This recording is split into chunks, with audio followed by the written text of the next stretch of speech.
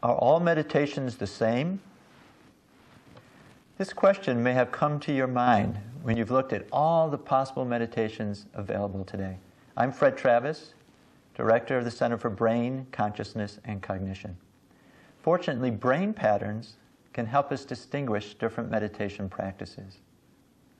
Different meditation practices range from requiring lots of energy, focus, controlling the mind, to being completely effortless, leading to an expanded, universal inner experience. What we'll look at first is brain activity during Tibetan Buddhist meditation. It's a form of concentration.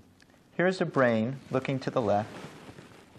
The brain stem here brings up all experiences up to the brain. The thalamus sits on the top of the brain stem and acts as a gate controlling everything which comes up to the brain. Neural imaging of Tibetan Buddhist meditation shows that there's more activity in the thalamus. You're ramping up brain activity to support the focused meditation practice. You also see more activity in the front of the brain. The frontal area is keeping you focused and keeping you actively thinking and evaluating experience. And they report less experience in the back of the brain. This is where you create concrete pictures of what you see.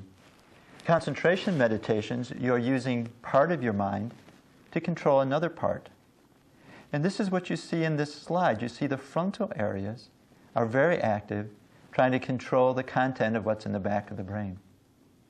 In the next slide, we'll see that the electrical activity of this experience of Tibetan Buddhism involves very, very fast activity called gamma. You see it up at the top, above the brain.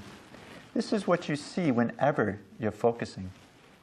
Now, the opposite of effortful focusing is effortless transcending. This is what we see during practice of the Transcendental Meditation technique.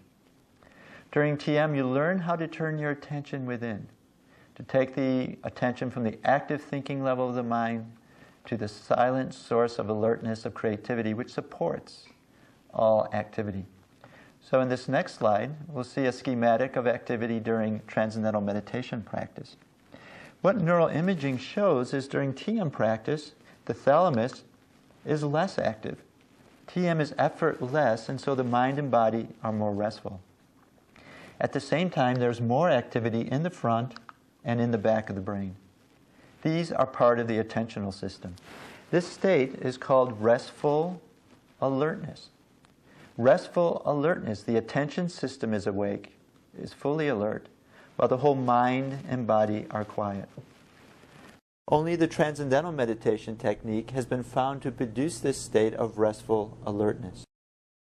All other meditations involve attention, focus, activation of localized brain areas.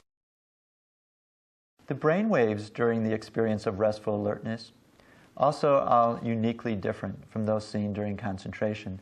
We see this in the next slide. What we see is alpha activity. Those are the waves above the TM brain. And this is a signature of the brain when you're rested and awake.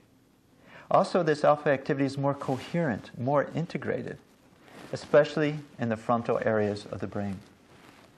In summary, we see that meditations differ in what you do during the practice and in their effects on the brain, which will lead to different benefits after meditation. What we see is a state of restful alertness gained during TM practice becomes part of your daily life. It means you're more calm, you're more silent inside, you're more alert, so you can handle anything which life throws your way.